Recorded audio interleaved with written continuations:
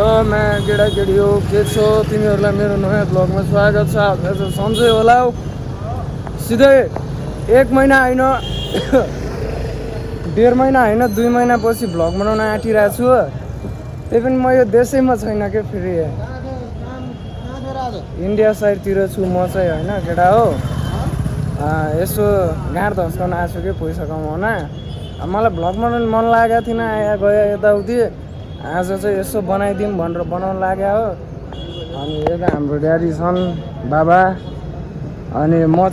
अनि अहिले चाहिँ होटेलमा जान लाग्छु काम गर्न होइन, गर्नै पऱ्यो केटा हो। केटा मान्छे भइसक्यो, बाहिर साह्रो क्लियर भइयो, घर बसेर काम पनि छैन। त्यही भएर हो आशा मन पराइदिनु, म हल्का हल्का ब्लग हाल्न सुरु गर्छु। अनि अहिले चाहिँ म यता के भन्छ यार मान्छातिर छु। तिमीहरूले थाहा पाउँछ थाहा पाएन यार, पन्जाबको मान्छा साइडतिर छु। हेर्न सक्छ भ्यू।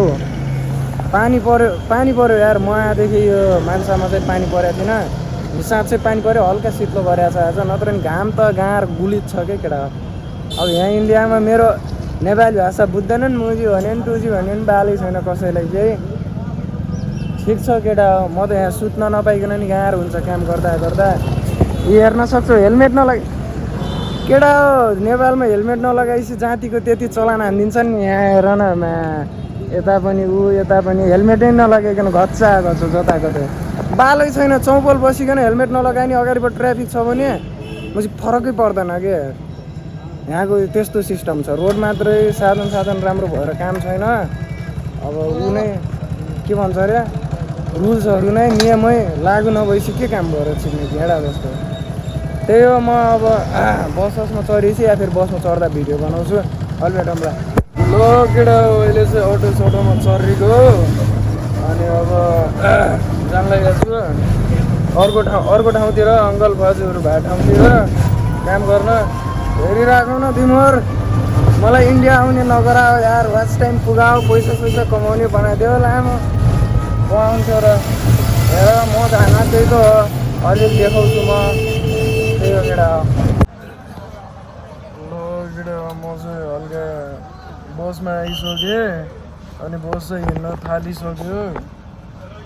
बाउले चाहिँ यो ठाउँमा उतार्दैछ गएको छन्, मलाई थाहा छैन। यहाँ चाहिँ यताउति मान्छे छन्, अब अरूलाई फिल्मिङ गऱ्यो भने के थाहा गाली गर्ने हुन् कि। त्यही भएर म आफ्नो मात्रै बनाइरहेको छु, भेजा नमान्नु।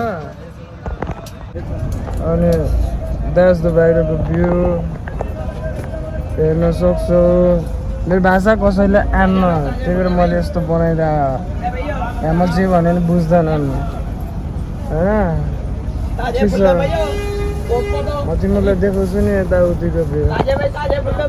त्यही हो यार केटा, मलाई यहाँ यतिसम्म भेजा लागिसक्यो कि माघसम्म पहिलाको जस्तै यो पढ्ने टाइम हुन्थ्यो भनेपछि अहिले नि म घर भागिदिन्थेँ होला, तर पढाइ पनि सकिसक्यो, अब काम छैन।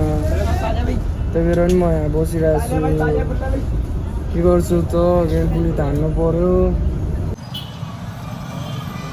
त्यही हो केटा, म चाहिँ त्यहाँदेखि यता इन्डियाको हान्डिया चोक भन्ने ठाउँमा आएको छु। अनि आएर हल्का मलाई थाहा छैन नि त कहाँ जाने। अन्त यसो म चाहिँ अङ्कलको वेटिङमा छु। म यताउति खासै देखान्न केटा हो। अर्कालाई फिल्मिङ गऱ्यो भने अब जोस्यो भने मैले अर्काको ठाउँमा हान्न पनि मिल्दैन। अब नेपाल जस्तो भइदिए केटाहरू बोलाइकन प्याज कुछ हान्दिनँ हुन्थ्यो। यहाँ कसैले नि खोज्यो भने केही गर्न सकिन्न। त्यही भएर नि अरूलाई फिल्मिङ गर्नुहुन्न, जोसमा जोसिन्छ यहाँ मान्छे। त्यही पनि तिमीहरूलाई हल्का देखाउन सक्छु म भ्यू। यहाँ आएर अड्डा छु। त्यही हो। ल केटा म चाहिँ यहाँ रुममा आइसकेँ। अनि रुम हेर्न सक्छौ कस्तो छ। ए हो हामी 3 जना सुत्नु पर्ने होइन। कस्तो ठाउँमा छ रुम भनेपछि हेर्न सक्छौ। यो होटेल भएन, रुम त फेरि उही पारा टोइलेट पाराकै रहेछ नि। यहाँ घाँड हान्छन् मच्छरले, बहुत घाँड हान्छन्। बुझिरहेको छु बिस्तारै धेरै कुरा। भर्खर गएको छ यताउति नभन्नु, उहिले नि आउँछ। अनि बिल्ला पनि नहान्नु इन्डियातिर छ भन्दा। अब के गर्नु त, बाहिर ट्राई हान्ने हो तर बिस्तारै हान्ने हो। अहिले जे होस् दुःख भन्ने कुरा हल्का बुझिदिउँ न त भनेर आएको के केटा हो त्यही भएर ल ल ल ल केटा हो म आएर पनि एकछिन बसेर पनि अहिले चाहिँ हल्का ब्रस किन्नु पऱ्यो यार मसित थिएन कसम ढाँटे होइन मैले 1 हप्ता जति भयो कि इन्डियादेखि ब्रस पनि गर्न पाएको छैन अनि त्यही ब्रस हल्का चाहिने सामान किन्न जानु पऱ्यो अनि के गरौँ केटा म इन्डियामा छु भनेपछि म हिन्दीमा दिउँ कि भ्लग यत्तिकै नेपालीमा दिउँ तिमीहरूले यहाँसम्म हेरेको छ भने मलाई भन्न सक्छौ है म हिन्दीमा भ्लग दिउँ कसम हिन्दी पन्जाबीमा दिन्छु नि म फेरि भ्लग दामी होला भन है तिमीहरू यहाँसम्म हेरेको छौ भने चाहिँ हिन्दीमा रमाइलो हुन्छ नि त हल्का हिन्दीमा भ्लग दिएछ तिमीहरू जे भन्छौ म त्यही गरिदिन्छु त्यही हो अहिले चाहिँ यता फेरि त्यही ठाउँतिर आएको छु दोकान कहाँतिर छ यहाँ फेरि सामान पनि अलग अलग ठाउँमा पाइन्छ कि जे चिज पनि लामो एक ठाउँमै सबै सामान मिल्छ भन्ने जस्तो हुन्न किन सिकाइरहेको छु म चाहिँ इन्डिया नआएको को लाएर लामो अहिलेसम्म होइन त्यो पनि ठिक छ म गइरहेको छु दोकान अब यता न त पाइन्न होला हल्का अगाडि जान्छु म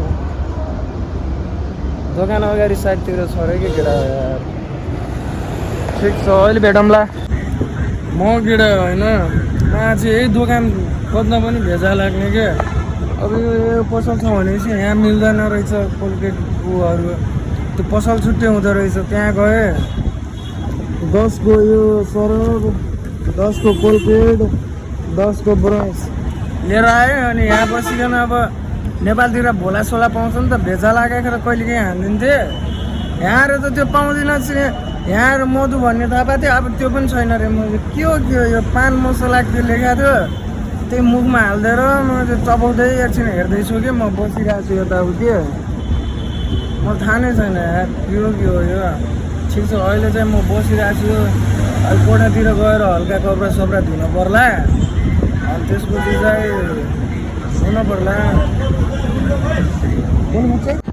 ल केटा हो म चाहिँ एकैचोटि त्यहाँबाट यहाँ आइसकेर भिडियो सिडियो नबनाएकै 4-5 दिनै भयो काम गरेँ अनि अहिले चाहिँ 4-5 दिनपछि 12 बजेपछि काम सकिएर सकिन लाग्यो भनौँ 12 बज्नु लाग्यो ड्युटी खतम हुन लाग्यो अनि यहाँ पस्दा थियो त्यो बोकेर 10 टाढा फाल्न जानु लाग्छु नेपाल जस्तो हुन्न केटा हो राम्रो ठाउँमा फाल्न बाटासाटा भयो फालिदियो बास त्यस्तै हो भोक पनि दह्रो लागिएको छ हान्नुपर्छ 6-7वटा रोटी यसो माया देखाइराख्नु कहाँ 1900 वाच टाइम भएको 1600मा घट्या रहेछ भिडियो सिडियो सिएर हान्न त्यहाँ पैसा कमाउने बनाउँछु छिटो 10 लाख के अरे 10,000 स्यालेरी नक्कर गर्नु परेको छ यार केटा युट्युबबाट खास पैसा फालिदियो न के गर्नु पऱ्यो त काम हेरिकन पुरा टुरिसकेको छ त्यो माथि बाट बाटो यो तलबाट बाटो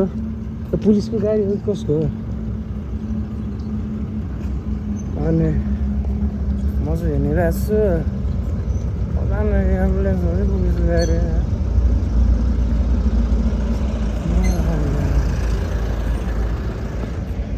यहाँ फेरि पछाडिबाट आएर मोबाइल फास्ट छोड्दा पनि पत्ता पाइन्न क्या केटा गतेल ठाउँ त होइन त्यही भएर मोबाइल राख्छु अहिले भेटौँला भित्रै